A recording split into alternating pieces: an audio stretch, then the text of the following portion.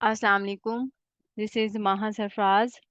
आज की वीडियो में हम 2023 में कंडक्ट किए जाने वाले ईओ टेस्ट के पार्ट 4 को डिस्कस करने जा रहे हैं। आज की वीडियो में इंशाल्लाह हम हर एमसीक्यूज़ को डिटेल में डिस्कस करेंगे, ठीक है? इसके अलावा ईओ टेस्ट से रेलेवेंट पार्ट 1, पार्ट 2 और पार्ट 3 इसी चैनल पर पड़े हुए हैं। आप लोग उन वीडियोज़ को भी देखें क्योंकि उन वीडियोज़ में भी काफ़ी इम्पोर्टेंट पॉइंट्स डिस्कस किए गए हैं, ठीक है? आज वाला लेक्चर स्टार्ट करते हैं। फर्स्ट एमसीक्यूज है मेज इज। पेपर में क्वेश्चन पूछा गया था मेज जो है ये एनुअल प्लांट है या बाइनियल प्लांट है या पेरिनियल प्लांट है। तो वहां पर जो करेक्ट आंसर बनता था वो था एनुअल प्लांट। एनुअल प्लांट एक ऐसा प्लांट होता है जो एक ग्रोइंग सीजन के अंदर अपना लाइफ साइकिल कंप्लीट कर लेता है, ठीक है। और इसके अलावा आप लोगों को ये भी पता होना चाहिए maize belongs to family Poaceae and family Poaceae is also known as Gramineae family और ग्रास फैमिली, ठीक है। और मैंने लास्ट वीडियो में भी आप लोगों को बताया था maize is known as queen of cereals. Cereals की क्वीन कौन है? मेज। और मैंने ये भी बताया था सीरियल्स का किंग कौन है? गंदुम, ठीक है। Wheat is known as king of cereals. हम नेक्स्ट स्लाइड देखते हैं। अच्छा, अब हम लाइफ साइकिल के अकॉर्डिंग प्लांट्स की जो टाइप्स हैं उनको थोड़ा थोड़ा डिस्कस कर लेते हैं, ठीक है। लाइफ साइकिल के अकॉर्डिंग प्लांट्स की तीन मेन कैटेगरीज होती हैं। कुछ प्लांट्स ऐसे होते हैं जिनको एनुअल प्लांट्स कहा जाता है। एनुअल प्लांट्स वो प्लांट्स होते हैं जो एक ग्रोइंग सीजन के अंदर अपना लाइफ साइकिल कंप्लीट कर लेते हैं, ठीक है। हम यहाँ पे डेफिनेशन देखते हैं एनुअल प्लांट की। Annual plants are those plants that complete their life cycle within one growing season, ठीक है। याद रखना है एनुअल प्लांट्स वो प्लांट्स होते हैं जो एक ग्रोइंग सीजन के अंदर अपना लाइफ साइकिल कंप्लीट कर लेते हैं। कुछ प्लांट्स ऐसे होते हैं जिनको बाइनियल प्लांट्स कहा जाता है। बाइनियल प्लांट्स वो प्लांट्स होते हैं जो दो ग्रोइंग सीजन्स के अंदर अपना लाइफ साइकिल कंप्लीट करते हैं, ठीक है। यहाँ पे हम देखते हैं बाइनियल प्लांट्स की definition. Biennial plants are those plants that complete their life cycle in two growing seasons, ठीक हो गया। और फिर थर्ड नंबर पर है पेरिनियल प्लांट्स। पेरिनियल प्लांट्स वो प्लांट्स होते हैं जो सेवरल ईयर्स तक रहते हैं। हम यहाँ पर डेफिनेशन देखते हैं पेरिनियल प्लांट्स की। Perennial plants are those plants that can survive for several years, ठीक है। ये है मेज। याद रखना है मेज जो है एक एनुअल प्लांट है। उसके बाद है कैरेट। कैरेट जो है ये बाइनियल प्लांट है। और उसके बाद है एल्फल्फा। एल्फल्फा जो है ये पेरिनियल प्लांट है। ये अक्सर एग्जाम्पल्स पेपर के अंदर टेस्ट के अंदर पूछी जाती हैं। आप लोगों ने इन एग्जाम्पल्स को भी मेमोराइज करना है, ठीक है। नेक्स्ट देखते हैं। सेकंड एमसीक्यूज है protandry is shown by which crop. यहाँ पर सबसे पहले तो आप लोगों को ये पता होना चाहिए कि प्रोटेंडरी होती क्या है। प्रोटेंडरी जो है ये एक ऐसी सिचुएशन है या एक ऐसी कंडीशन है जिसमें एक ही फलार के जो एंथर्स होते हैं वो स्टिग्मास से पहले मैच्योर हो जाते हैं।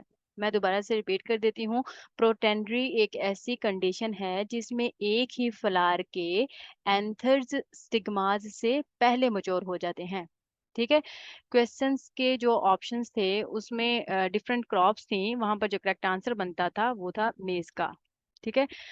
अच्छा, यहाँ पर प्रोटेंडरी की एक ऑपोजिट सिचुएशन भी होती है, उसको कहा जाता है प्रोटोगाइनी। प्रोटोगाइनी में क्या होता है कि एक ही फ्लावर के जो स्टिग्मास हैं वो एंथर्स से पहले मैच्योर हो जाती हैं, ठीक है।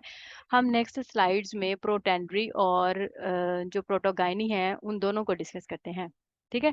यहाँ पर आपको ये पता होना चाहिए मेज का साइंटिफिक नेम। मेज का साइंटिफिक नेम है जिया मेज, ठीक है। अच्छा, प्रोटेंडरी और प्रोटोगाइनी को समझने से पहले आप लोगों को पता होना चाहिए डाइकोगैमी। डाइकोगैमी क्या होता है? डाइकोगैमी एक ऐसी कंडीशन है या फिर एक ऐसी सिचुएशन है जिसमें एक ही फ्लावर के जो एंथर्स हैं और जो स्टिग्माज हैं वो दो डिफरेंट टाइम्स पे मैच्योर होते हैं। ठीक है, मैं दोबारा से रिपीट कर देती हूँ। डाइकोगाइमी एक ऐसी सिचुएशन है जिसमें एक एक ही फ्लावर के एंथर्स और स्टिग्मास ए डिफरेंट टाइम्स पे मैच्योर होते हैं। ठीक है, यहाँ पर मैं आप लोगों को डेफिनेशन दिखाती हूँ, आप लोगों को समझ आ जाएगी। Dichogamy is the maturation of anthers and stigmas of the same flower at different times. ठीक है, डाइकोगाइमी एक ऐसी सिचुएशन है या एक ऐसी कंडीशन है जिसमें एक ही फ्लावर के एंथर्स और स्टिग्मास डिफरेंट टाइम्स पे मैच्योर होते हैं। ठीक है, डाइकोगाइमी आगे दो तरह की होती है, एक होती है प्रोटोगाइनी और एक होती है प्रोटेंड्री। ठीक है, नेक्स्ट स्लाइड में हम इनको डिस्कस करते हैं। अच्छा, यहाँ पर आप लोगों को पता होना चाहिए कि डाइकोगाइमी जो है ये क्रॉस पॉलिनेशन को सपोर्ट करती है या फिर प्रमोट करती है। ठीक है, ये अक्सर पेपर के अंदर पूछा जाता है, आप लोगों ने डीसी से याद कर लेना है। डाइकोगाइमी जो है ये क्रॉस पॉलिनेशन को प्रमोट करती है। ठीक है, मैंने आप लोगों को बताया कि डाइकोगाइमी जो है ये दो तरह की होती है, यानी कि डाइकोगाइमी की दो टाइप्स हैं, एक है प्रोटेंड्री और एक है प्रोटोगाइनी। डेफिनेशंस में आप लोगों को वैसे पहले ही फिनोमिना से समझा या सिचुएशन से समझा कर आ गई हूँ, यहाँ पर मैं आप लोगों को डेफिनेशंस बताती हूँ। डेफिनेशंस आप लोग पढ़ेंगे तो आप लोगों को समझ आ जाएगी। Protandry is maturation of anthers before stigmas. ठीक है, याद रखना है कि एक ही फ्लावर के अगर एंथर्स स्टिग्मास से पहले मैच्योर हो जाते हैं तो उसको हम कह देते हैं प्रोटेंड्री। ठीक है, अब देखते हैं protogyny. Protogyny is the maturation of stigmas before the anthers. ठीक है, प्रोटोगाइनी क्या है, एक ऐसी सिचुएशन है जिसमें एक ही फ्लावर के स्टिग्मास एंथर्स से पहले मैच्योर हो जाते हैं। ठीक है, अच्छा, थर्ड एमसीक्यूज है communication through gestures and facial expression is known as. वहां पर जो करेक्ट आंसर बनता था वो था नॉन वर्बल कम्युनिकेशन। याद रखना है, एक ऐसी कम्युनिकेशन जो जेस्चर या फिर फेशियल एक्सप्रेशन के थ्रू की जाए उसे क्या कहते हैं, नॉन वर्बल कम्युनिकेशन। ठीक है, इससे रेलिवेंट जो और एमसीक्यूज बनते हैं मैं आप लोगों को वो भी बताती हूँ। कम्युनिकेशन थ्रू वर्ड्स, अगर कम्युनिकेशन को वर्ड्स के थ्रू किया जाए तो उसे क्या कहते हैं, वर्बल कम्युनिकेशन। ठीक है, अच्छा, वर्बल कम्युनिकेशन दो तरह की होती है, एक होती है वोकल कम्युनिकेशन, एक होती है non vocal communication. Vocal communication को भी हम देखते हैं और नॉन वोकल कम्युनिकेशन को भी देखते हैं नेक्स्ट स्लाइड्स में। Communication through spoken words is known as vocal communication. ठीक है, communication through spoken words is known as vocal communication and communication through written words is known as non vocal communication. ठीक है, next MCQs देखते हैं। Next MCQs है fruit storage is done by. अच्छा, fruit को जब स्टोर किया जाता है तो ऑक्सीजन का लेवल जो है वो कम कर दिया जाता है, तो वहां पर जो करेक्ट आंसर बनता था वो था लॉयरिंग ऑक्सीजन। ठीक है, नेक्स्ट एमसीक्यूज है root stock used for apricot in Pakistan. Apricot के लिए पाकिस्तान में जो रूट स्टॉक इस्तेमाल की जाती है जनरली वो कौन सी है। ऑप्शन में करेक्ट आंसर बनता था हैरी। ठीक है, इससे रेलिवेंट एक और एमसीक्यूज है, एक और पॉइंट है जो आप लोगों को पता होना चाहिए, जो अक्सर पेपर के अंदर पूछा जाता है, पास्ट पेपर्स में भी पूछा गया था, वो है root stock used for citrus in Pakistan. Citrus के लिए पाकिस्तान के अंदर रूट स्टॉक्स कौन कौन सी यूज की जाती है। ठीक है, उसमें से एक है सॉर ऑरेंज और एक है रफ लेमन।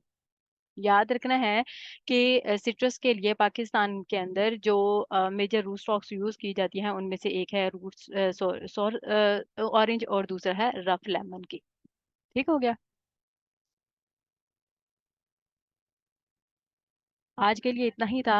अगर आप लोगों का कोई पॉइंट हो या फिर कोई डिस्कशन आप लोगों ने करनी हो तो आप लोग कमेंट बॉक्स में ड्रॉप कर सकते हैं। Thank you so much, Allah Hafiz.